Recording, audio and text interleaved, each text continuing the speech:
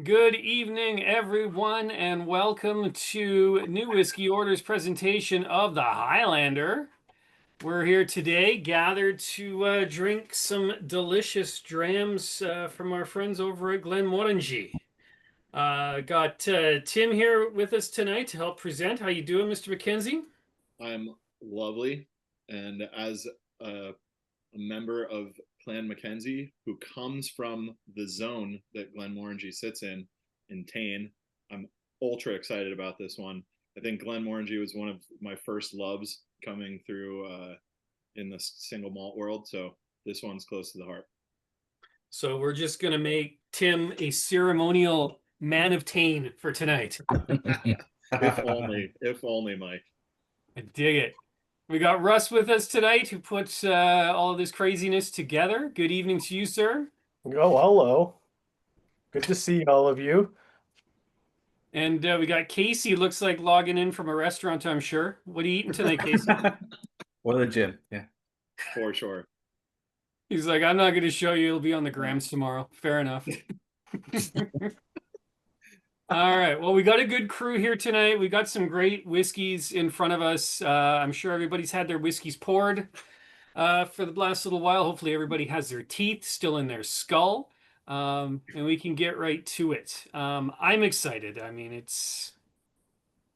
we got some delicious stuff happening. So let's get to it. All right. So tonight, as we say, we got some Glenmorangie happening here.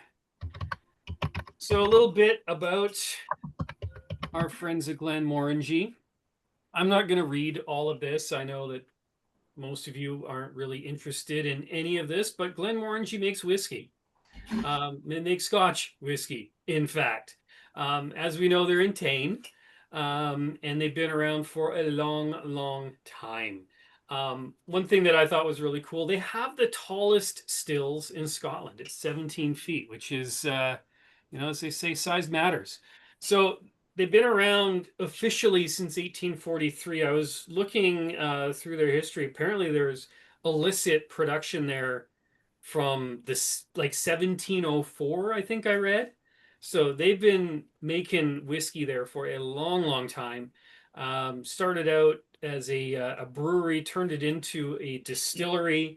McDonald and Muir bought it in 1918. And then, through the 30s and 40s, things happened in Europe. Couple of world wars resulted in them shutting down a couple of times before they finally reopened permanently in 1944. They've grown over the years. They now have 12 stills. They produce an absolute boatload of whiskey. And they're currently owned by Moet Hennessy Louis Vuitton. So, they're fancy. So, as much fun as it is talking about history, it's way more fun actually drinking the whiskey. And I just want to call out how absolutely dope these labels are. Yes. They're insane. Look at how beautiful that is. Absolutely incredible. And like they look really cool on the bottles. And then I asked to get the labels so I could put them into this deck, just thinking it was going to be like, a little version. And then Tim sends me this. I'm like, yeah, we're going to talk about this a little bit. So Russ, what's the story on this? Like the art, who did this? This is crazy. Well, like this is a collaboration mostly from Pat, but I think the one prior to this was very like it was Dram of the Dead. Yeah. So I kind of wanted to go with a more peaceful, look. I mean, I don't know. We just toss ideas back and forth, and this is what we landed on.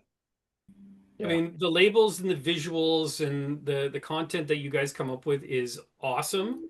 I just wanted to just call this out because I mean, this stuff is next level. So Pat, amazing. Russ, amazing. You guys. Pat's able to create what it is that's in my head, and he's patient enough to see it through to fruition. So.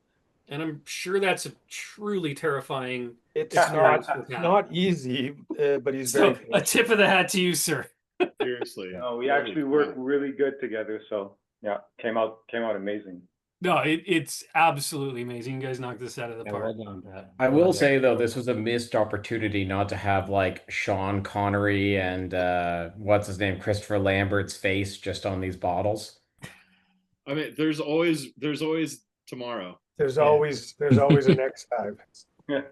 And I think this is what, the third Highlander, so it's not like this ain't gonna happen again. True. Is there like I was wondering because a beautiful woman in this like Greco-Roman style with the mirror and the dove, is this like a Persephone reference or? There wasn't. Don't put a lot of thought into it. Well, they're all related to Greek gods, right? So I think this is Aphrodite. Oh, Aphrodite. Okay, yeah. Aphrodite. So they're all linked to Greek gods, but you know, we went back and forth so many times with different ideas. So it's like Roman, Greek.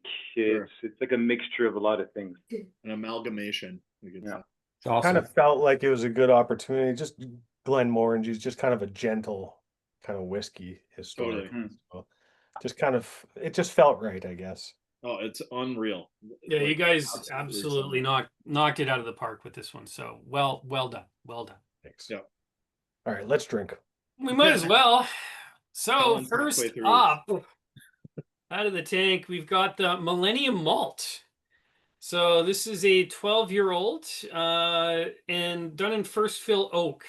And apparently, in terms of wood management, Glenmorangie rarely uses first fill casks. They're very big on refill casks, gentle wood influence on the whiskey, but they figured this would be a fun one to go with some first fill casks. So bottled at 40%. I figured this would be just maybe a bit of a throwaway dram, good palate waker upper, and then I smelled it. I feel like maybe I got that one wrong. So, you know, let's get to it. Let's see what we think here. This is one that I've always wanted to try. I'm not gonna lie about it. And I know like at 40%, 12 years old, nothing crazy, but for the things that Myke mentioned and the fact that they like, I feel like they're great at curating something special. And this doesn't have much of any of the notes that I get from the standard 12-year-old. No, for me, this is like a circus midway. There's cotton candy and candy apples, some roasted peanuts in there. Like I get like a clay almost on the nose, or like a putty, like a wood putty. Yeah. There's also like a ton of floral quality to it. I guess in Paris, I think. Yeah, 100%. And a lot of like dough that has not been baked yet, like that, like, you know, if you're like making biscuits and it's covered in flour and you happen to catch a nose. Good pickup, buddy. Tiny really bit of deep on the celebrity. back end. I get, you know that vibe when you open up a cedar cigar box for the first time in a long time. Yeah. I get that, like behind all the sweetness, just kind of like hiding there. And if you really dive the schnozzle in there, as we say in New Jersey, there, and take a deeper breath, I do get, there's some like spiciness in there that I don't usually get with the regular 12-year-old. I wouldn't think, if I didn't know that this was 40%, I wouldn't think it was 40% based on the nose. When you say spiciness, you mean like cinnamon, or like more like allspice, or what? Yeah, like a baking allspice, but also like there's a little bit of pepper to it, maybe a white pepper. Pepper. Yeah. I get that for sure. Or like pink peppercorn. That's my final answer. Well, we might as well drink it, y'all. Happy How's millennium. Oops.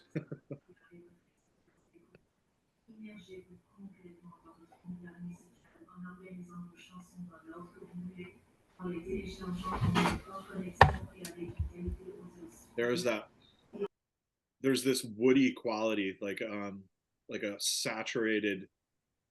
If you, I grew up on a river, and like when you pull an old log out of the water, there's this like this note to it. It's kind of at the back of the palate. For 40%, long lasting, Long finish, yeah. a lot of, and more of that pink peppercorn. Oh, yeah. It's interesting. The nose to me was very sweet. Totally.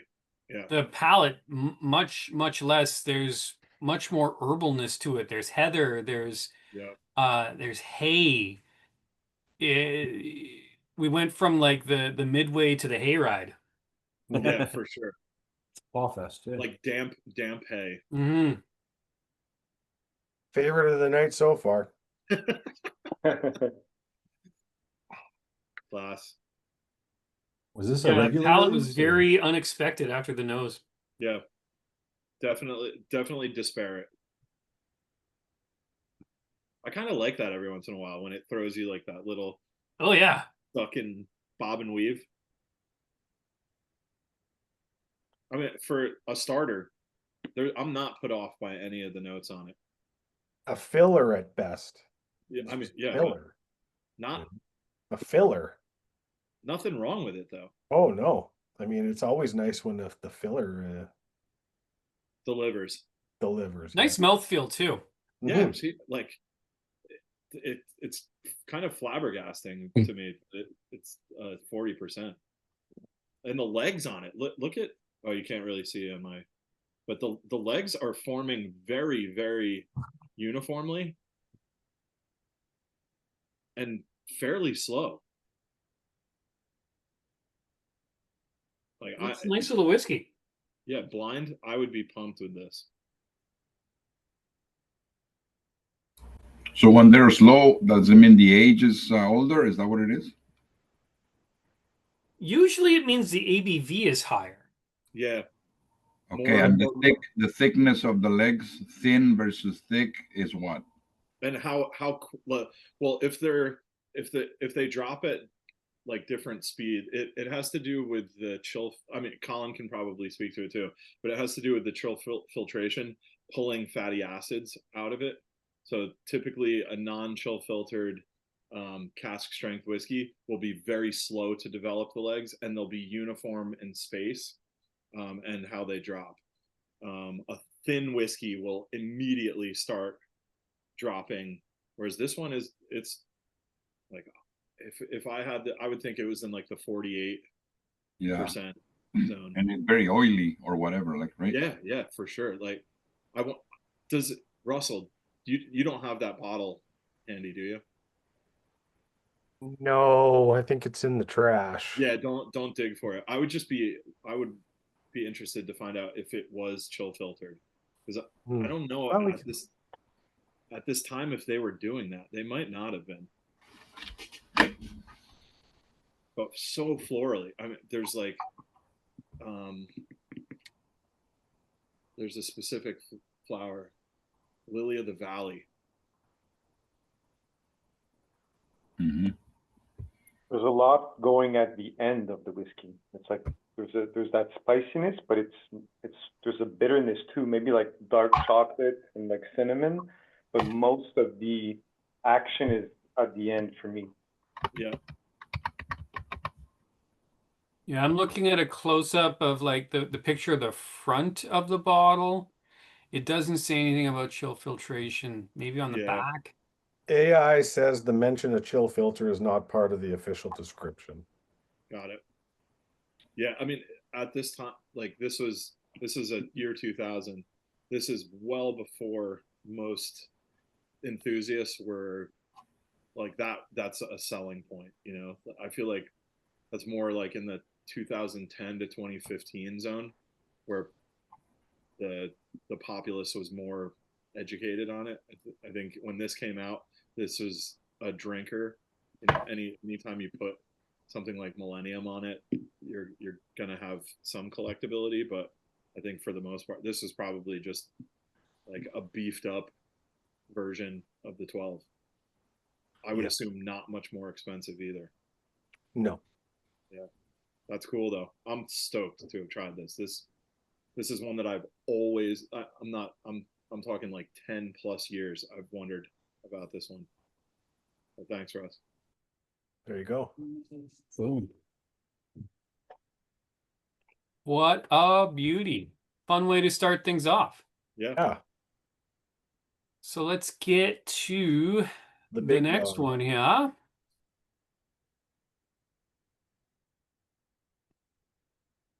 Up next, we're going back to the late 60s. Artemis. All The right. Hunter? Yeah, there we go. Pat, this So- artwork's awesome, buddy. Sorry. This is insane, dude. Thanks, guys. Wow. Next up is the Elegance, 21 years Wow. old, distilled in 1969. Bottled 21 years later at 43%. And who amongst us thinks that that wouldn't make an absolutely brilliant bong? Oh, Let's say I thought of it. Oh my God. I mean, I was half expecting the other side of it. If you Yeah. turn the bottle around, it says gravity instead, or graphics. There we go. Unreal. I mean, it's kind of stillish. I think it's supposed to look like a still. it Yeah. is a still. I have it's got a topper for it, but it's sitting in my living room because I don't know. I just can't bring myself to throw that out for some reason. You- And it looks like some sort of medieval like sexual torture device. I mean, at least the bottle has a flared base. Yeah, yeah, it's a stopper. Yeah. Russ, Stopper of another kind. if you ever decide to get rid of that thing, please, for the love of God, let me know, because I will turn it into. Oh, if you want it into a bong, like I honestly, I don't know. I just can't bring myself to throw it in the trash. No, don't And it's, do it. it's one of If very you- few where I thought I just can't bring myself. It's on the way. Oh my! If you're digging it on it as like a decorative piece, No, please I'm not. do. No. But I It's can the make this dream come true for anyone who's wondering. Yes. Yeah. We need follow-up pictures with the topper. Oh yeah. Yeah, that's what I'm saying. Like there's, I have the will, you have the way. Yes. It's on the way. It's actually a legit glassware this time. That's fantastic. Proper. Way better than the bongs I made out of tennis ball tubes back in high school. Yeah. Or cans or carrots or Yep. Apples. Oh yeah. Well, this one very different on the nose. Oh yeah. To me, there's a totally different spirit quality here, and not shocking as it's almost 20 years pre the last one that we had. It's fruity, like pears or something. Yeah. Do you know? There's a Do you guys tropical have notes. in Canada? Do you guys have tutti fruity gum that has Yeah. like the zebra? No, it's And is that what you it's can- called? Tutti frutti? Fruit stripe. You can Fruit stripe. chew it. Oh, that's it. Fruit stripe. Yeah. Fruit Yeah, stripe. not tutti frutti. Tutti When frutti. I think you can only chew it for like 10 seconds and then it loses all of the chewability. it's like juicy and fruit all too, the man. It flavor. just goes. But That's I fine. get a little bit of that on the nose. Yeah, this one's really subtle, but so broad. Rock candy also. I get like a candied pineapple, you know? Yeah. It's so nuanced though.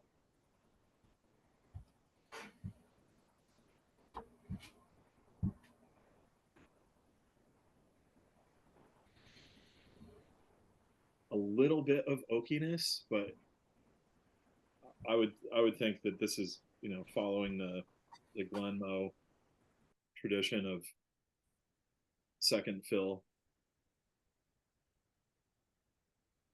It's just so sweet on the nose. Can we talk just for a brief second? My understanding of the taller still will help some of the heavier lipids drop, right? So it makes it a smoother, gentle spirit. That's the whole giraffe thing, the whole whatever. Am I correct on that? Yeah, that's totally the case. I mean, Colin, do you have any? I feel like It's the higher the still is, the heavier congeners have like more like both surface area as well as like just like literally there's a larger vapor phase in the still. Right. So more of it falls back down. And so Right. when you're collecting through the like line arm at the top, you're only getting that kind of lighter kind of spirit, and a lot of the heavier flavors are left behind. Does their line arm go up then? I actually don't know. I don't know what their shells are. So bring out the butt plug. What's their still shape like? Got a J hook to it. Sounds harsh. For some reason, I recall, because I've been there before. I recall that it's kind of like there's a bump and a drop after on the line arm. Because that contributes too, right? Like if it's going up, it's obviously going to be having less lipids and all that, I would assume. Definitely, yeah. But all that extra copper contacts too, like Colin said, that's a big piece of the puzzle. Yeah. All right, do we dive in here? Crazy not to. Colin's already on 5, so I'm still on 2. Citrus. He's in the hotel end fridge. of the nose here. A little like a mandarin orange. Yeah. Let's get in there. Cheers, everybody. Cheers. Mm.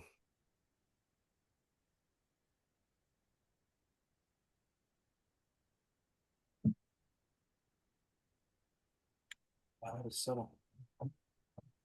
I get like a leathery quality too.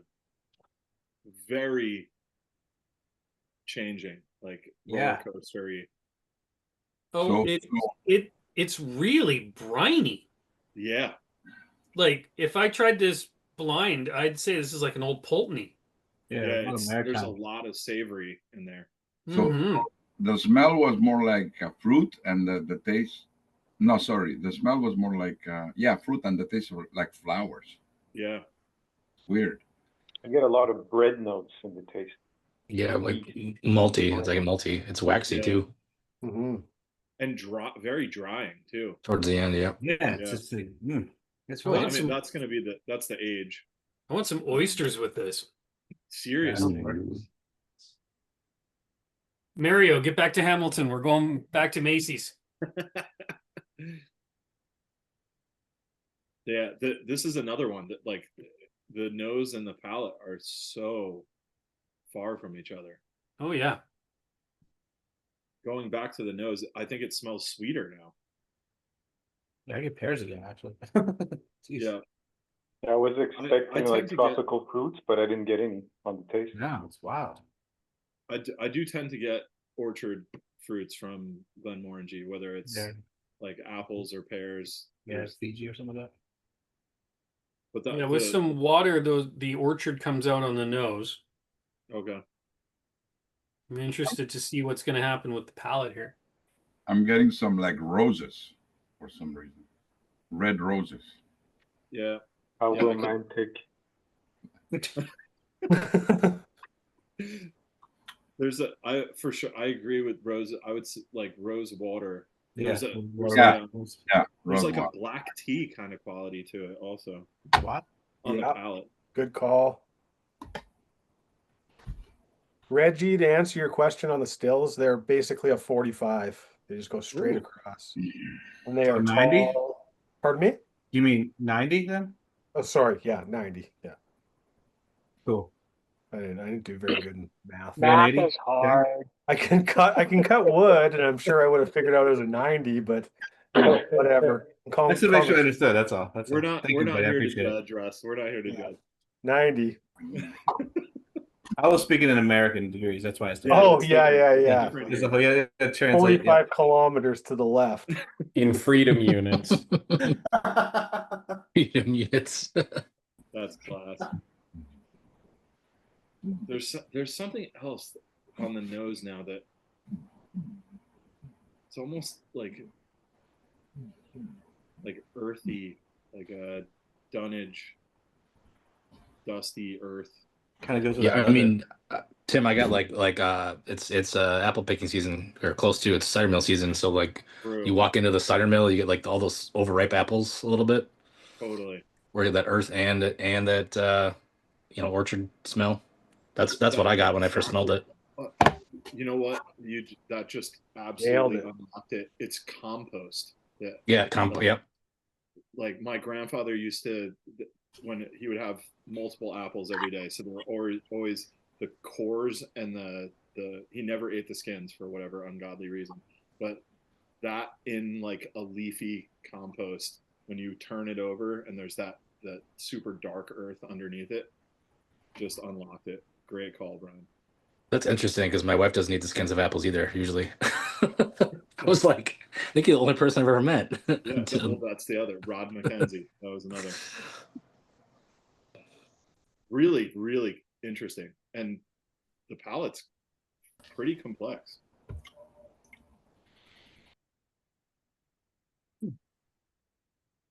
I really like briny scotches. Yeah. You know, it's got that savoriness to it, that sea saltwater vibe to it. I dig that. And this has got that in spades. It totally Just right feel it up right in front there. too, Mike. You're totally right. Like that initial hit is like, you know, being at like a raw bar. Mm-hmm. Like not the oyster itself, but like the whatever the like water content is before the oyster drops in. Mm-hmm. So interesting. And you would never get that from the nose. Like I get No. a tiny, teeny bit of salinity, but barely any at all on the nose.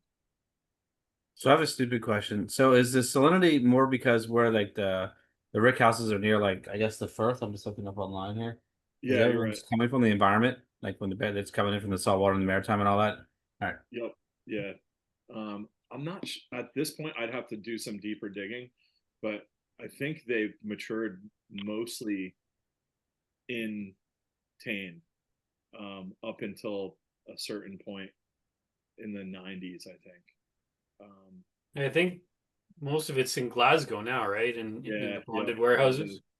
They fill it and then it goes to warehouses for ease of departure.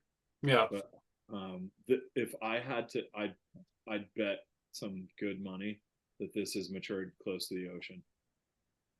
Or That was a tasty one. Yeah. Yeah. Very cool. Well done, Russ.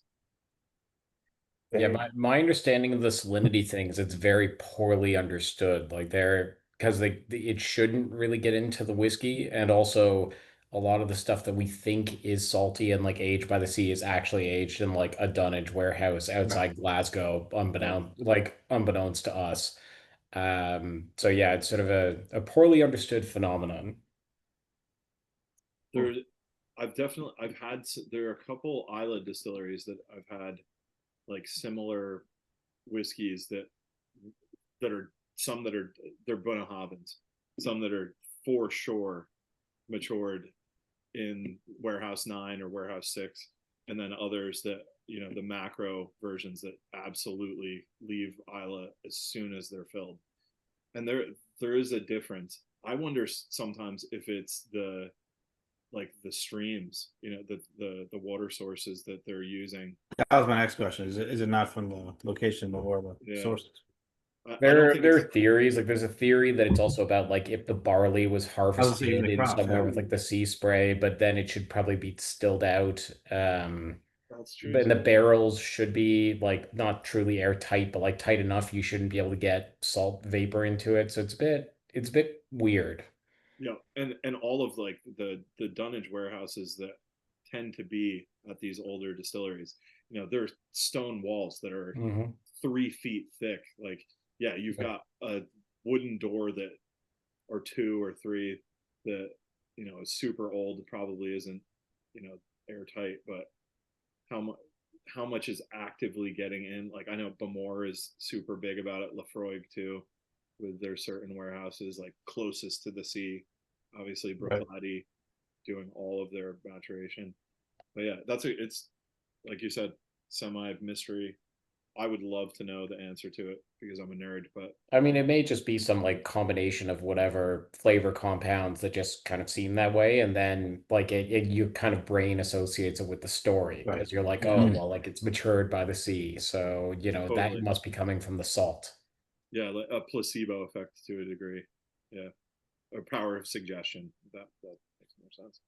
I'm saving a little bit to the end so we can get back to it, but I just licked my lips and it was noticeably salty. So I don't know if it's in my head now or what, but Well, let's get back to that one towards the end here. Yeah. Moving on, we're going to my birth year, 1977. Boom. and that's you in the photo in the Yeah. art there, right, Mike? Yeah. Yeah. Yeah, I'm looking good. You're looking buff and tough there, bud. Yeah. Yeah. Is that Aries? Apollo. Apollo. Okay. Hello. It's a There we mullet go. though, which is fantastic. So Yeah. Oh yeah, that's some hockey hair right there. Definitely. There's flow party in the involved. back, buddy. There is a lot of flow involved there. That's Year Apollo. Yes. Florida man. Yeah.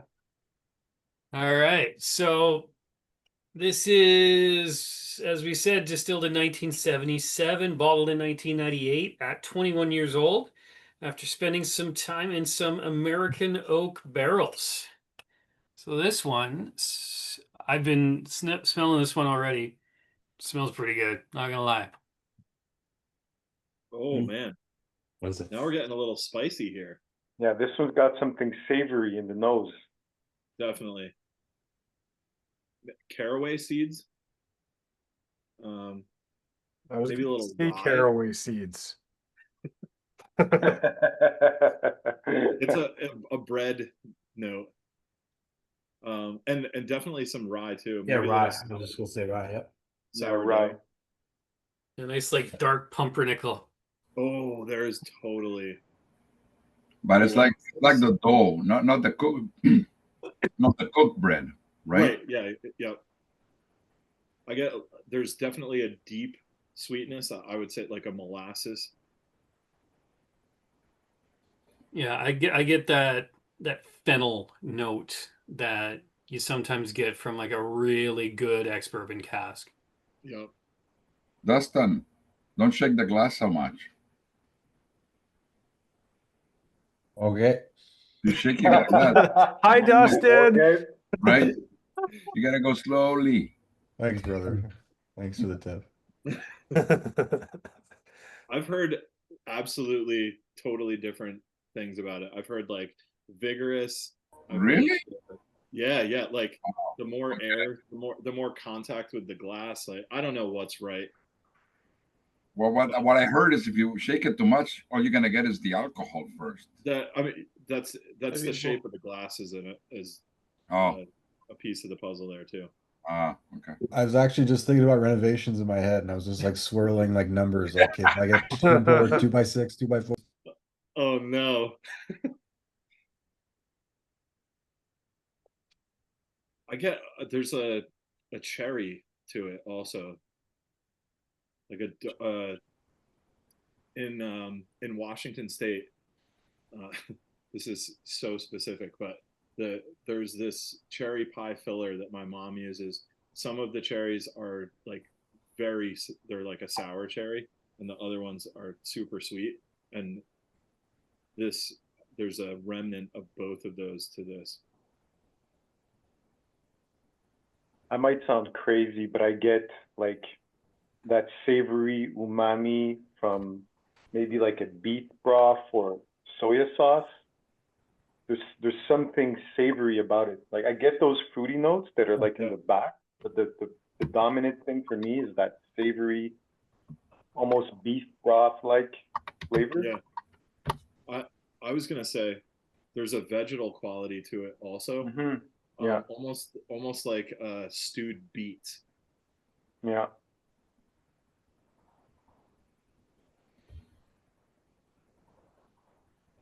But you're right on the umami. It's like I would say like like a reishi mushroom, like a salty. Mhm. Yeah, Oh, speaking Dave of- is in the house, everybody. He has survived the drive. Dave, you drinking cask of distinctions too? I'm on I poured 1, 2, and 3, so I just grabbed number 3. Oh, I thought you put them all into one glass. That would Yeah, have been the powerful. infinity glass, yeah. That's coming up afterwards. Hey, you've been under the sun a little? Maybe a bit. I walk the Little. dog a lot, so yeah. Okay. Are we? We're tasting this now, right? Yeah. Mhm. Yeah. We, Great. You guys. Let's go. Oh, Wow, that's fantastic. The palate Wow. is amazing. Wow! Yeah. Wow! Wow! That's wow. very good. Pipe tobacco. Mm. Ooh, Holy crap! wow, that's good. Almost like charred wood. Oh, 100. I was gonna say like a beach bonfire. Yeah, Oh, that's amazing. Oh my gosh! Such nice spiciness to it too. Mhm. But not overpowering. Like, No, just and the finish is great. It's not dry, like it's not ultra in your face, but it's still just lingering. When they say American oak, do you think it's a bourbon cask or just virgin American white oak? I mean, from my perspective, they love Glenmorangie. Maybe I don't know about in the 70s, but mid 80s onwards, they love Missouri white oak. So I'm not as familiar with the 70s zone. Because I don't get that virgin oak vibe. I get that No. that like succulent bourbon cask, like that really nice bourbon cask. yeah, I There's a- definitely get the ex-bourbon cask vibe. It's got the caramel and the vanilla and that char, but yeah, it still has that really nice fennel, caraway, herbalness to it. But I get It's like such a nice mix of sweet and herbal and savory. I Yeah, get it's like very complex. a buttermilk icing on like a vanilla cake. And there's a tinge of like sprinkles even, and that sweetness that you get from that, like, fake sugar sweetness from sprinkles. And this one is 43%, right? If it is, that's insane. That's It very is, smooth. because It doesn't make any the, sense. the finish is so long. yeah. It's like never ending. Mhm. This might be the best Glenmorangie that I've ever had. Is That's crazy. That's Yeah. crazy. Excellent. Sorry, I was too busy chewing to confirm the ABV. Yeah, it's 43. it's a chewy job. one, eh? Oh, yeah. This is good. Got some chaw to it. Yeah. Oh, that is excellent. Well chosen. You know what? Just with that herbalness, and right at the end, it doesn't have smoke, but it's got almost a peaty funk to it. Yeah. I feel like if I tried this one blind, I would probably guess that it was an old Highland Park. I don't know if I could identify this. It's You wouldn't be able to identify it as Glenmorangie, Glenmorangie, that's for sure. sure. no, absolutely not. It's But not- it's delicious. For I get sure. some star anise in there also. Yeah, Mhm. yeah. Tim, I was gonna say it's like with the powdered sugar, it's like chewing a liquid biscotti for me. Oh my god, that Mm. is totally it. The Because I love that. I pecans. love biscottis or those Oh. not biscottis, but the oh my gosh, the flat ones. Those Italian cookies with Yeah, like yeah. the Pizzellis. yeah. But biscotti with like the slivers of pecan or almond. Yeah. on it. Like, oh my god, that is on point, Brian. Holy crap. This is one to add to the list almost. Seriously, I will be Really? questing for this. And because it's not, I can't say that, like, compared to the single casks that we got coming up, like this one's relatively attainable and affordable. Wild. especially for a birth year bottle. Oh boy. Whose birth year? Yours. It's not mine. Might have to keep an eye out on the The old auction sites. The old. This is unbelievable. Yeah, I would have never guessed 43% because it numbs the back of your tongue like something that would be like a cask strength, and it almost has this like slight peat note. It's very like amazing. And I know there's no peat, right? There can't be any peat in a Glenmorangie. It's hard to. I think especially with Highland distilleries and at certain periods of time, like it wouldn't shock me if we could find out if this is direct fire. Because it's normal practice to use peat. I'm pretty sure they're all steam fired. Oh, they are steam fired? Okay. even in 1977 though. I don't know. Wasn't that what you said in your presentation at the start? They They were like the Calling them out? the original steam fired distillery or something is what you said. It could. I mean, it. I don't think there's peat involved in the drying of the barley. To me, this is like a very, very nuanced Highland. I mean, it's hard to say, but I definitely subscribe to there being something going on there. Yeah, absolutely. Oh, Mother of Mercy, what a Glenmo. Best one yet. Holy crap. Where do we go from here? To number 4. Okay, so Glenmorangie switched to steam-fired stills in 1887. Wow. So yeah, in 1977 it was probably steam-fired. Okay, so Close though. yeah. But they're smoking a cigar the whole time. That's what it was. And There you you think nobody pays attention to your presentations, Myke. I absolutely think nobody pays attention to my presentation. Oh, I love them. No, we We absolutely we love everything you do. Yeah. The guy who plays with the recordings. Let's go back to Aphrodite again. I am that guy. a king All among right, men. well, 1977. It was a good year, apparently. All right. But let's get into something maybe a little newer.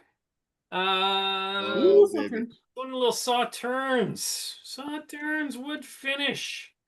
So this is a 15-year-old bottled in 2004. We're kicking things up a little in terms of the ABV. We're going up to 46%. And this Wow. one's a big difference in terms of the nose. I noticed that as soon as I poured it. It's like this. There was a line, and we've crossed it now. 100%. The color also. And I mean, you got to give it up to Glenmorangie. They were a decade ahead of everyone else when it comes to finishing in wine. Like they were definitely dogged for a good chunk of time for doing, anything outside of the rum, bourbon, sherry world. I mean, I would credit them with making it mainstream. And this The has boys at Brook Laddie came along. for sure. I mean, I think Mark Rainier had incredible access to insane wine casks, but I think the predecessor, that whole collection that this comes from, there was the port version, there was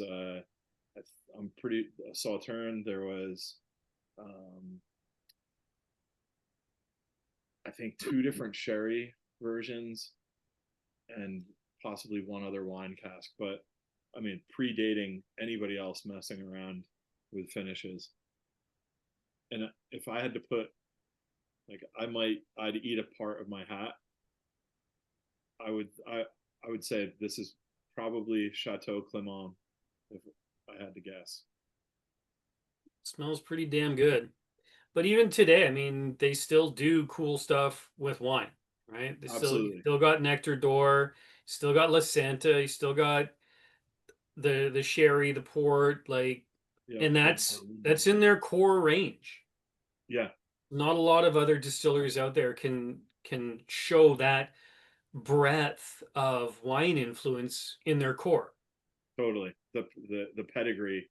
I just remembered it's a Burgundy that they also did. But the notes on the nose, like it is totally straight across to some Bruichladdich that I've had that were in Chateau Clement. There's a touch of match struck sulfur on it. I'm super, as I've said a trillion times, I'm super sulfur sensitive. This is like as well integrated of sulfur that I've come across, though. I agree. I'm getting all the nice, sweet, citrusy Sauternes love. Yeah, 100%. There's I get like a touch of key lime. There's also a little bit of some sort of maybe like a blood orange, like a very sweet orange. I'm getting like candied orange peel. Yeah.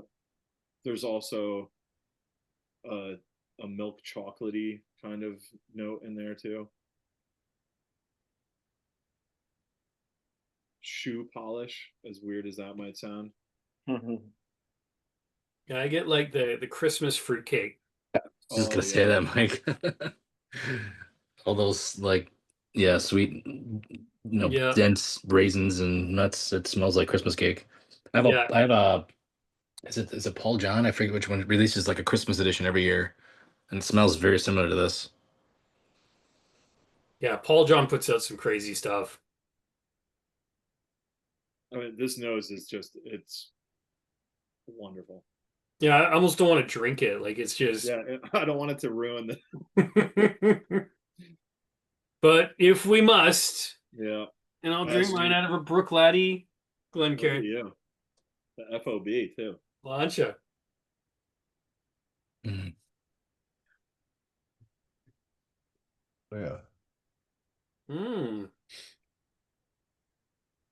Oh, wow. That's so good. Damn. That is like so good. A mandarin orange drop kick. That's the SMWS name? Holy crap. It's really sweet.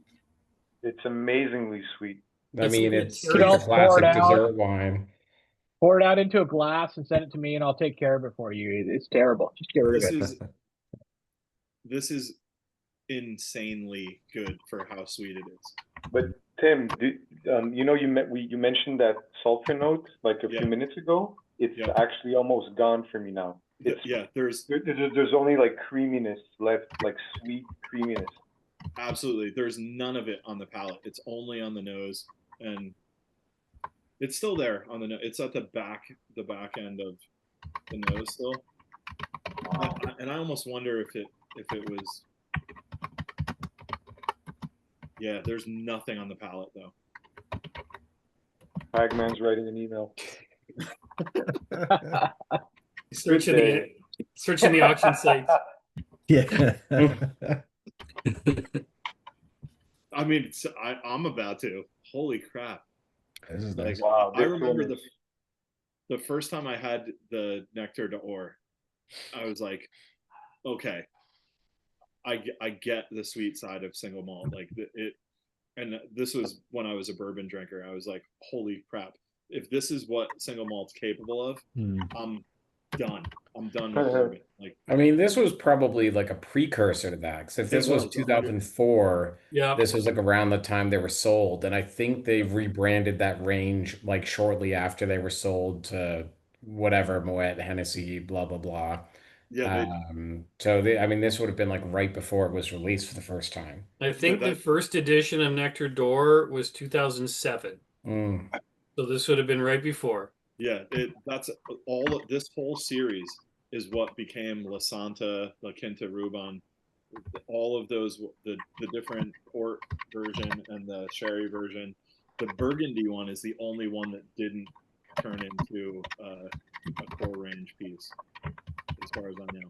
But this is heads and shoulders above. I mean, the Nectar d'Or is great, but this is like, I'll be chasing this forever. Like, I could drink this anytime. Like, the sweetness of it, Delicious. even if I don't feel like drinking single malt, I would drink this. Yeah. It's summertime down. I remember a number of years ago, I was in Alberta, which you think, oh, whiskey mecca, right? Except I was in Pincher Creek, Alberta, which is very far south, near the border. It is not whiskey mecca. It is a very, very small town. So I go into the Co-op liquor store, and it is not like the Co-op liquor store in Calgary. It's just a Co-op grocery store with a little liquor store attached to the side, basically a shed. Yeah. And they had Nectar d'Or along with, like, you know, Glenlivet 12 and Glenfiddich 12 and just all the ultra entry level core range stuff. Absolutely nothing interesting. So I'm like, oh yeah, just get the Nectar d'Or. I haven't tried that before. I'm sure it'll be okay. I was there for 10 days. I ended up going through 2 bottles. I had to go back and get another one. Yes. Well done. Well done. And this is 46%? Yes. Yeah. Wow, Really nice outstanding finish. for. I mean, it's mind-blowingly good for what it is on paper. And I've seen these in the auction sites. I'm like, there's about 8 that I follow pretty aggressively from the UK. These pop up fairly often, and they do not go for crazy money. Like, this is a no-brainer. Like, if you want to convert someone to single malt, if this doesn't do it, there's no hope. Like, it is so sweet. It's interesting with this one too. Just a little drop of water, and a lot of that salinity that we had from the 77 comes in on the palate, and then it goes into the finish, and it sweetens out, and the citrus comes. All right, I'll go get some water, Mike. Some water, Timothy. You'll thank me. Also, for the curious, in background, I've been Googling the salinity thing. Apparently, they have tested Scotch that is like, salty and found no sodium content. So make of that what you will. Well, that's the thing. Like, when you distill water, anything in it, including salt, comes out. Exactly. Yeah. So when you distill alcohol, can it retain some of the properties of the salt? I know it's not going to keep the salt, but maybe some properties. I mean, I'm not a scientist. Yeah, I was going to say, you're describing homeopathy, and the answer is no. Yeah. Right. The memory of the Scotch, right? But hold on. So a cooperage, because there's not many cooperages in Scotland. Speyside cooperage totally could get some sea spray. But I think you would have to have the spray land on the wood before it's actually coopered together into a barrel, because then once it's in the barrel, you're not going to get the spray into the barrel. Like on the individual staves. Yeah, like on the staves as they're like laid out to dry or whatever. Yeah, that's what I was thinking. Like, because they deconstruct and reconstruct constantly. So, but then if it's actual, but then there should be salt in the whiskey, right? There should be sodium in the whiskey. Yeah, and it would be totally different from cask to cask too. Yeah, that's not a good explanation. So yeah, it remains a mystery. We have a new attendee. Yeah. This one with 4 legs. This is Haggis. Hello, Haggis. Haggis. Don't laugh. It's his name. He's lovely. Yeah, he's a Tito. He's a very nice cat. He's a beauty. Casey likes him a little bit, not a lot. Just a little. Oh, Casey loves him just fine, I'm sure. Casey loves all animals. Oh, and then Dave's got a buddy too. Oh, look at that little snoot.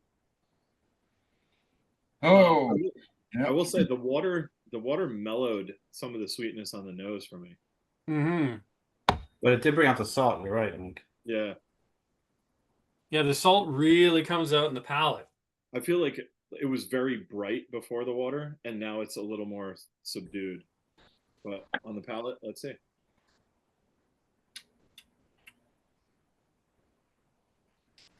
Is there a more crushable bottle than the Nectar Dior? I'm not sure. I don't think so. I don't think I've so. sessioned through so many of those, it's disgusting. In Italy, I drank 2 or 3 bottles of Glen Grant 5-year-old that you'd buy at the co-op for 13 euros. Fantastic. It was so good. Really? Wow. Yeah, like 13 euros. It was nothing. It was basically drinking free. Aldi's the best. I do get a ton more spice from the water. Yeah. Like, a lot more baking spices. Cinnamon, nutmeg, brown sugar. And it's more drying now too. That's a tasty whiskey. Cool. However it sits, water, without water. That is a beauty. Well, let's keep things going because now we're getting into the high test.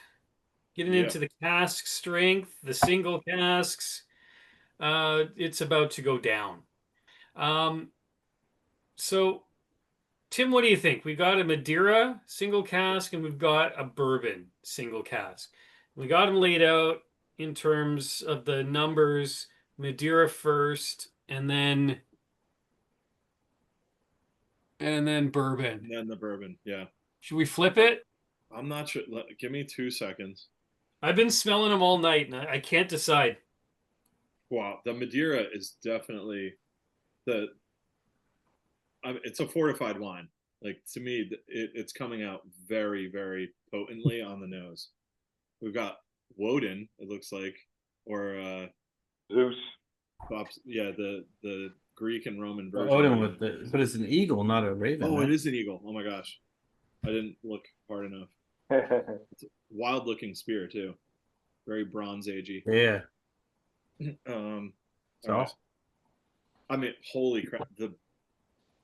That bourbon cask nose is ridiculous. Pretty bonkers, right? Oh man, I don't know what to do. Do we vote? Which one we start with? How's the ABV on the 5? It's up there too. They're pretty much the same. It's like 56.6 and 59.6. My worry is that Madeira might overarch. I get like ton on the bourbon. I get a lot of like sugary icing. Let's do the bourbon then. Let's do it. Yeah. Executive decision, Mike. All right. Bourbon first. Bourbon first. Yeah, I think we got it. All right, so we're going directly to to the bourbon one. So that's 6. Oh boy. What is that in French?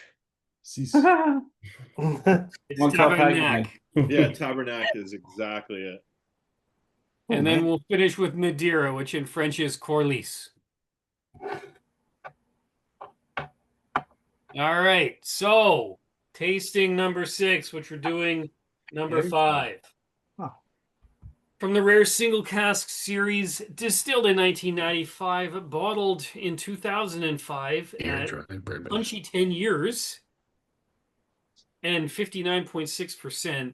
This one is from air-dried bourbon. So these casks got seasoned a little longer as staves before they were coopered. This is something that I remember J.P. Weiser did 4 or 5 years ago with the seasoned oak release. And for Canadian whiskey, it was pretty bonkers.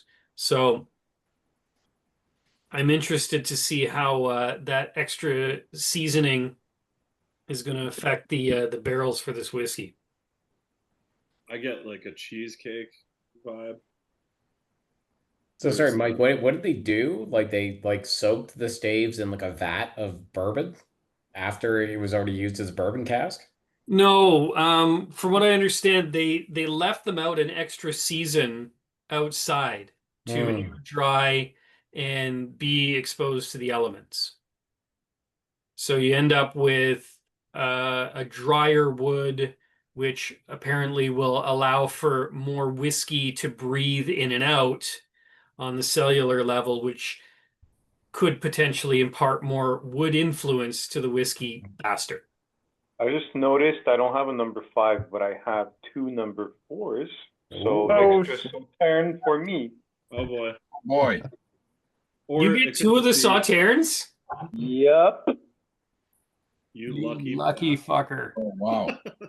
Who else I is got 2 with the messed up? Madeiras. Or it could be. Oh, you have 2 Madeiras. I got 2 Madeiras. Well, there you go. That's the answer. You guys got a double tap. Looks good, Dustin? Looks like I might have been drinking when I was putting these together. I mean, based on the nose of the Madeira, I'm not mad.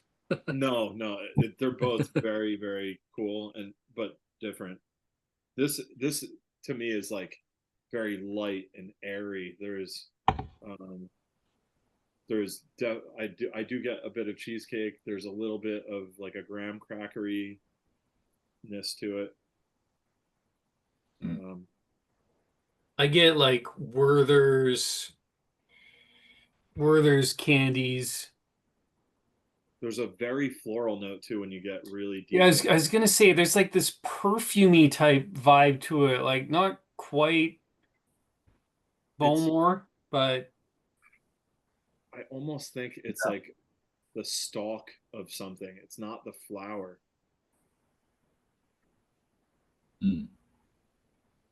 It's like the vine of wisteria. it's trying to be sweet.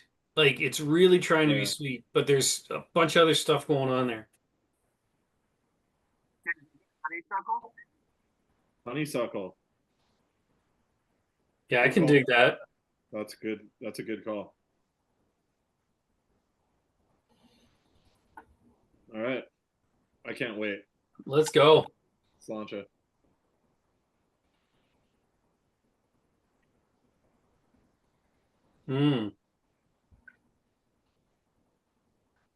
Whoa. Wow. There's the cask strength. Okay. That's nice. That's how it's going to be. Wow. That nose is not indicative of the power. Yeah. Wow, punchy. But what about those roasted marshmallows? Yeah. Dries you out too. Roasted marshmallows. I get like sugar snap peas. I'm getting apple Jolly Ranchers. Oh, good. Oh, that's so good. Yeah, the green apple. Tang. I mean, staying power, like. Yeah. Oh yeah, the finish is crazy. Nice spiciness, like oaky spiciness, some of that kind of rye vibe to it. That's very. But that like that sweetness roller coaster just keeps going. It's like, hey, it's heather. No, it's roasted marshmallows. Yeah. We're back on the candied apples. Like, Oh, I was gonna say there's a little bit of caramel on top of something fruity too, and that would be it. Caramel apple. Hey guys, my cat's playing with a mouse. That makes sense. Look. This is the way. Yeah. This is evolution right before our eyes. Yeah. Hysterical. Well, it's a mouse.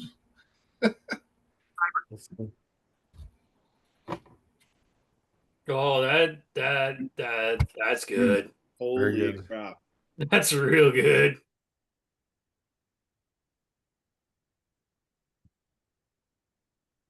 You got like 4 or 5 of these stashed, right? That's a cheap bottle, right, Russell? Oh, this one's super cheap. This one, right? Yeah, I just lumped this one in with that truffle oak and the swamp oak and all the other bottles that are just you probably will never see again. But seriously, What was the bottle count on this? Did it have it? To like 97, I think. Oh, so it's a hoggy.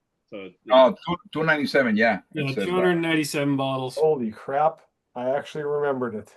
that's look at That's you. Casey-esque memory right there.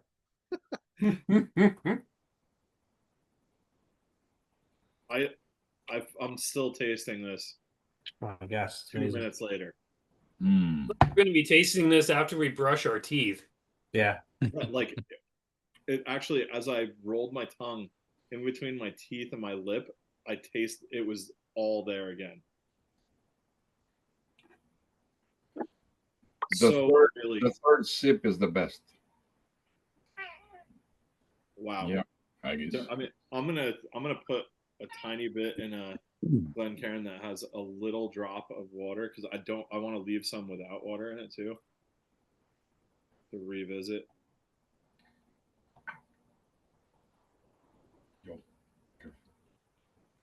Right at the very, very end. After all that sweetness and herbalness and sweetness and spiciness, right at the very end for me, it just tips ever so gently into just a little bit of bitterness. Yep. And it's such a nice way to finish it off. And I think it's just that little bit of oak bitterness to it. With water, it definitely brings out the oakiness too. That is good. Wow. That's 3 bitter.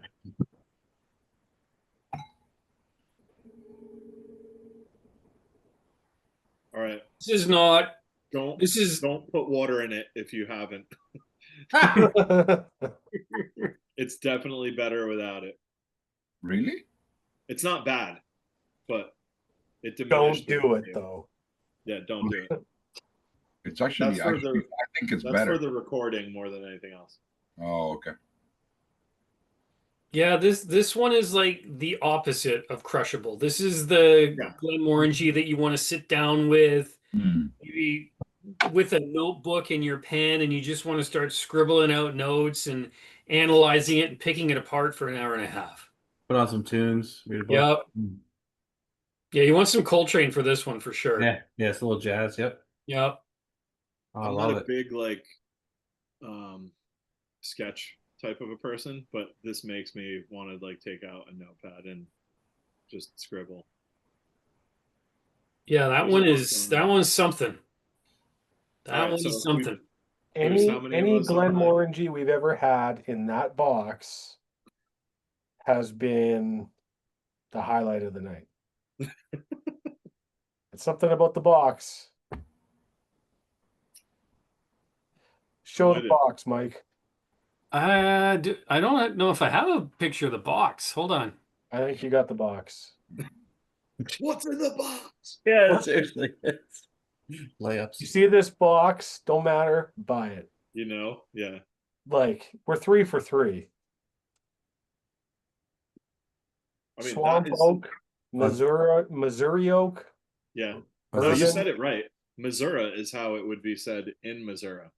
Yeah. It's the single cast boxes. Yeah. Yeah, the swamp was excellent. Swamp was unlike anything else that I've ever tasted. Oh, it was so good. I can show the box for the the red box. For the Madeira, but we don't have a box picture for the bourbon. Wow. I don't think that was the swamp box. Is the swamp label for sure. Yeah, that's not.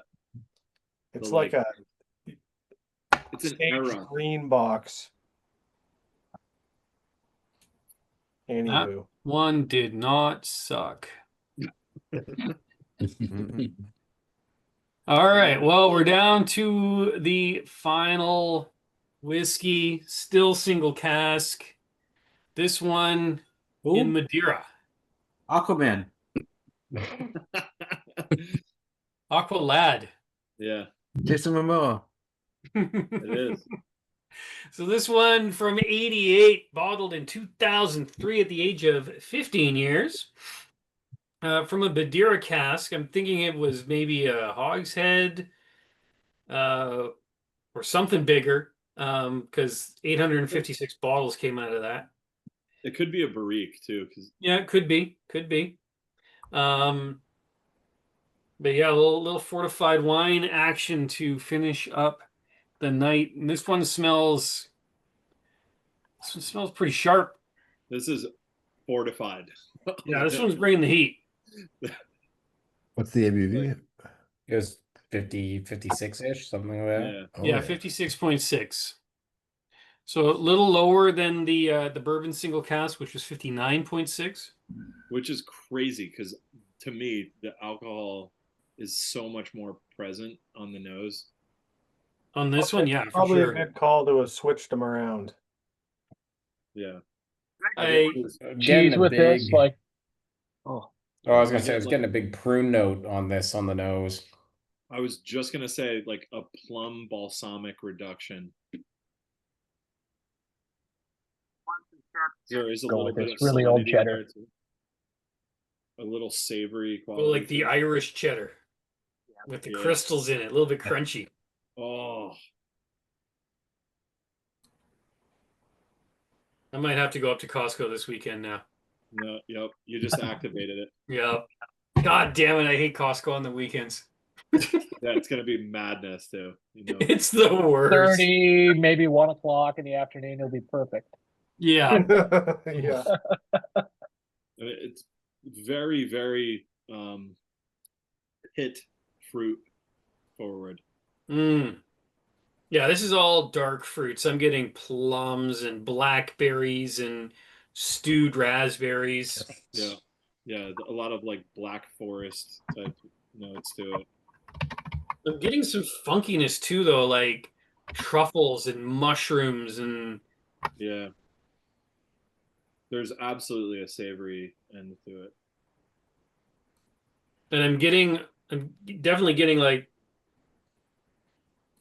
more of that cedar woodiness vibe to it as well. It's got really intense complexity to the nose. On the legs here, super duper slow, very tight formation. Like, yeah, very single cask vibe. Yeah, this one's very cask forward, specifically very wine forward. Yeah. Yeah, I mean the legs from when I swished the glass, they're only just now appearing. And that's a pretty nice color too. Yeah, oh yeah, for sure. All right. Venture onwards. Let's get into it.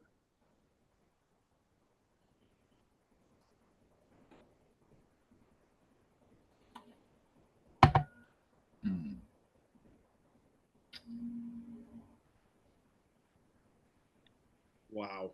Not bad. Whoa. Blackstrap molasses, graham crackers. Saddle soap. It's thick. Oh my gosh. Viscous, like thick and dark. This thick? Like, you know, when you're flip it upside down. You know when you're making caramel and it's supposed to get to was it 160 and you're just not watching, it gets to like 175. Yeah. That. Just a little bit burnt caramel, which is my favorite kind of caramel. Nice Ooh. legs. I was worried it was going to be like too winey and too fruity, but it just isn't. No. It's a bit winey. This is really weird, but I have this 1989 Glenallachie, and one of the notes that I saw in here once was treacle, and I had no idea what it was, and I get almost the same mid palate with this Madeira as this Glenmorangie, but this was sherry. It's kind of strange. Mm-hmm. I could totally see that though. I was like, what is that taste? I know I've had that before. Yeah, treacle. There's like a nutty quality to it. There's the burnt sugar. Yeah. It's like a molasses, it's a similar substance to molasses. Yeah. You don't really know what the difference is between the two, but it's like syrup made from refined sugar. Interesting. I mean, that it's like once it's hit the palate, you're in this universe, and there's no escaping. The legs are wild. Yes, cotton candy. So slow.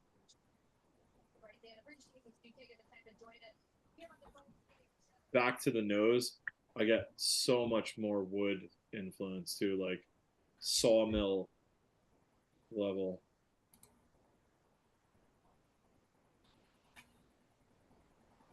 The nose on this is bonkers. Like a super dark amber maple syrup. I added some water and it completely changed it. Well, then completely changed it, but it changed it a lot.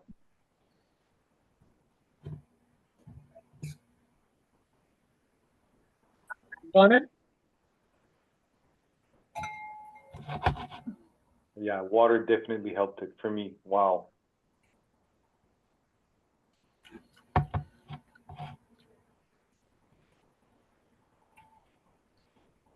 Yeah. It's so intense. This is another Glenmorangie that basically ruins. Like, I would never guess that this is a Glenmorangie. By the way, do you guys see the YouTube stuff with Harrison Ford doing a little mini series with Glenmorangie? It's pretty good. Yeah, it's really funny. Yeah, he's a big single malt fan. I'm sure he is. There's he as weird as this is, he in the later 90s, early 2000s, he did he was in a snowboard video, and he plays a bus driver between resorts. It's called Fire and Ice, and it was a Bluebird wax snowboard movie. And in the movie, he very shortly talks about his love of single malt. For anybody who really likes these notes, there is a Kavalan Madeira that Crown Cellars released recently that I think has a lot of somewhat similar flavor notes to this. And I've definitely had some bad Madeira releases from Kavalan previously, so for what it's worth. Yeah, Madeira for me is touch and go. I've had some. I feel like I had a Millstone that reminds me of this whiskey too. Yeah, the one you're talking about, Colin, is probably the best Kavalan I've tried. I haven't tried them all, but it was the best one I've tried. It's definitely the best Madeira I've tried. It's not the best Cav I've tried, but it's definitely the best Cav Madeira I've tried by leaps and bounds. That's so unique. And once again, never in a million years, if I drank that blind, I would have no clue that was a Glenmorangie. There's no no way, no distinctive spirit notes whatsoever.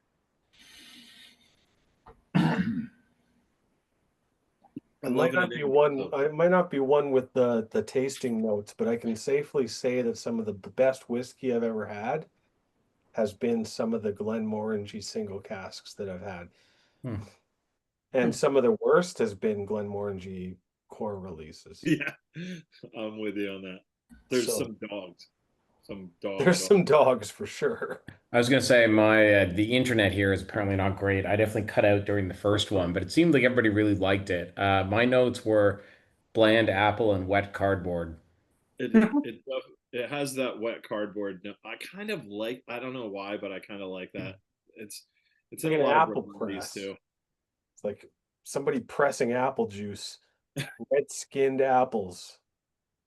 Yeah, and filtering it through a a corrugated cardboard box. Yeah, but it's more like red-skinned apples, like when you're a kid and you're eating red delicious apples because apparently that's a thing, and then you realize when you grow up that those are actually the worst apples and they're mealy and disgusting. Yeah, they're the trash apples. Yeah, it's like that. When did you discover this? I feel like I wasn't that old. Like I was probably like early apple teens or knowledge something. before. I think I had like a Macintosh apple or something for the first time, and I was like, oh, this is why people eat apples. Yeah. Okay. Yeah. Fuji apples did it for me. My family's red delicious, die hard. I'm adding it to And my I'm list. Fuji, and I'm like, to try. why does that even exist? No, it's gross. It's like, and like if you look this up on the internet, like it's a common like thing, like people because they're so common in grocery stores. But yeah, they're not good apples. Or the US and school lunches. Yeah, I do like a good green apple though. I feel like I've gravitated more toward the green apple side of things these days. Little Granny Smith. Yeah, Granny Smith jam. Yeah. I love like switch it up every once in a while. Or Pink Lady. Pink Lady's pretty good. Reggie's got the fancy apples over there. Pink Lady's good.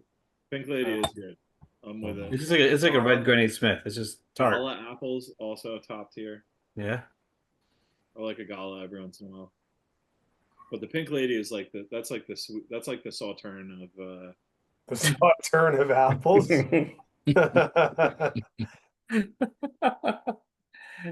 That's fair. I've never heard of it. Elevated apple experience. We'll do an apple tasting next time. We'll send out apple cores. There you go. What's this? We'll send all the skin to Brian's wife.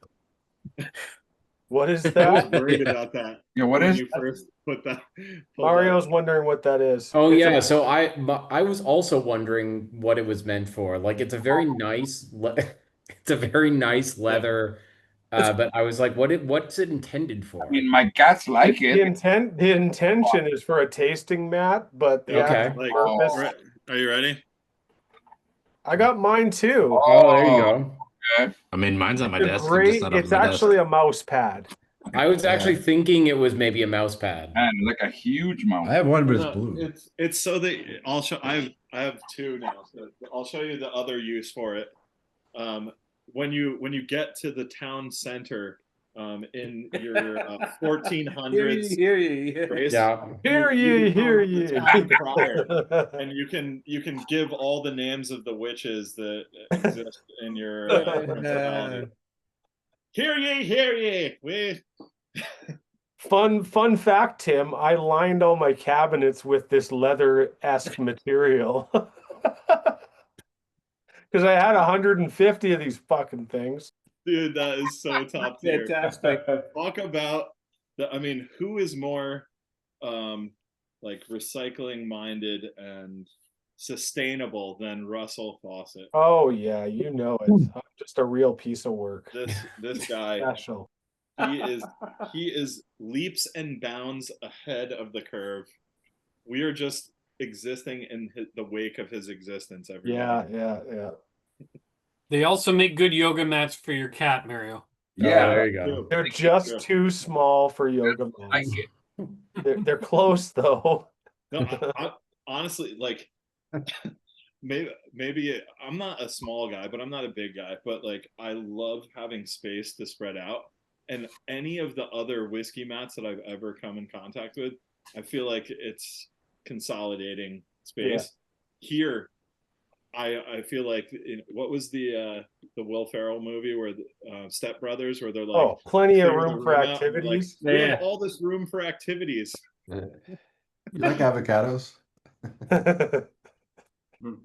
All right, is it poll time, Mike? Yeah. Yeah, I think so. It's a tough Mike's one. chewing. Mike's chewing on number 3 still. We've gone to the shortbread.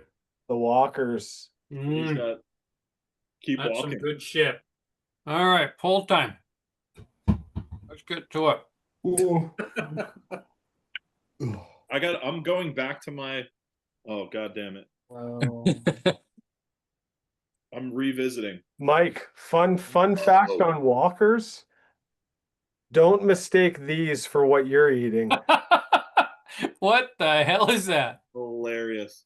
Oh That's my what I God. mean. You want to talk about something. corrugated cardboard? Ooh, This is the worst. that is disappointing. I mean, Well, I think this is an easy choice, So but just to be sure, the last one was the bourbon, right?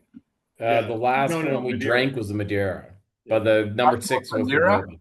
Okay, they're in the order of the questionnaire there. Yeah, no, number we 6. went off the map. We went off the questionnaire. No, I know. So okay, They're so in the the last one they're in we the had, proper order. Yes, they're in 1, the proper 2, order in the 3, in the 4, poll. 6, 6, 5. 5.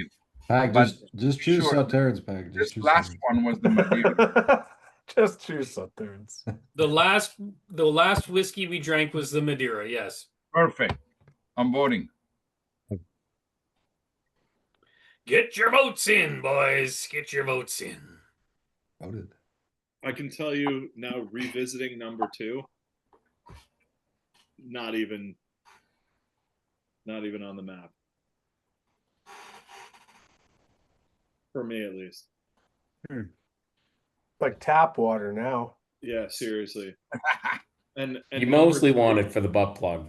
Number 3 Yes. is like Chenin Blanc. Which I don't care for. Number 3 smells a little bit smoky in the glass now. That was Number good, though. number one, Tim, is hanging in there. I can imagine. So And what Mike, I did, you are 1,000% right. There is tons of smoke on number 3 now. Yeah, I'm still sticking with wet cardboard and subtle apple for number 1. That's definitely the bottom of my list for this one. Colin will not be swayed. No, WS it's name. like that Brora There's from no last swaying, time where Paul. everybody was like, Oh. "Oh, this is good," and I was like, "This is the worst Brora I've ever had." Oh my god. Yeah, guys, what I did is I took the first 4. I have a little bit of each, and I made a blend, and it's fucking amazing. The heathen blend. I'm telling you. No, because the 2 last ones, I'm not Blend. gonna blend the 2 last ones. But the first 4, they're right there. Oh my gosh. All right, we got 9 of 11 votes in. Yeah. I didn't vote yet because I still have to go back to the Madeira. I'm sorry. I'm dogging it. All right, here we go. Colin voted for number 1. definitely. Undeniable. SMWS name, probably Auchentoshan. Hilarious. I mean, if you told me that was Auchentoshan, I would have believed it. Yeah. Yeah. He pulls no punches. No. Yeah, I like that. No, it's always a straight shot from Colin. That's why. All right, 10 of 11 votes are in. We're going to give you another 30 seconds, yeah? Casey, wake up. Sushi coma. Yeah, exactly.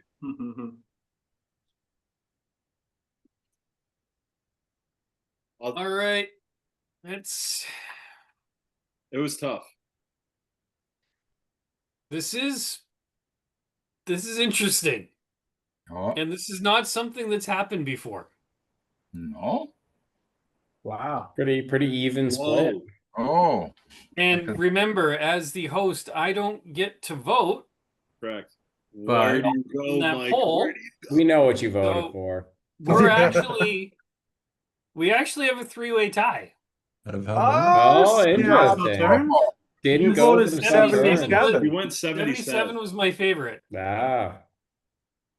many? Specifically because I went back to it and there was a little bit left and a little bit of smoky funkiness popped out of there and it just took it up that level. So we have a 3-way tie. That's awesome. Shocking. Mario, you went bourbon, Mario?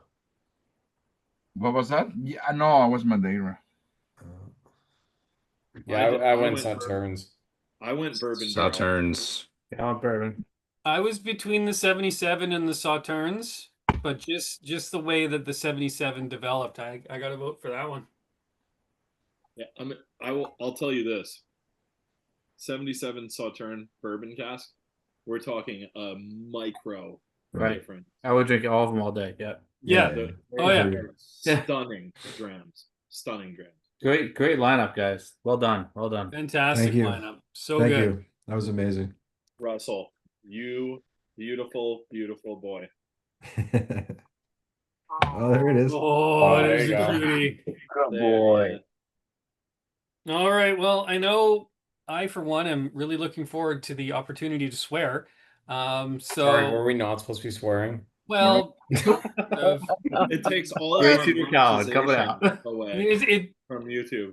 I'm like a year and a half behind uploading anything to YouTube anyway, so who cares? But Is this actually monetized? Do you get an ad revenue for these? No, Oh, God, not at no. all. Absolutely I not. don't think I'm any totally subscribers. joking. no, amateur production like this, no, there's no money coming in. No, But regardless, there's no thank you chance. everybody for joining us for the Highlander. We had some fantastic Glenmorangies. Tim, thank you for walking us through these beauties. Thank you, Russ, Tim. thanks for bringing these beauties together. And everybody who attended, thank you so much for joining us, for your notes, for your input. We appreciate everything. And gonna cut it off here. So enjoy the night. Of course, Thanks, we're gonna Mike. You're the best. we're gonna stick around for the after drams, though. After drams, fuck. Let's go. Oh, Russ. Fuck you're the yeah! Let's fucking go. worst. All right. Good night from NWO. Oh man. Recording has ended. There it is.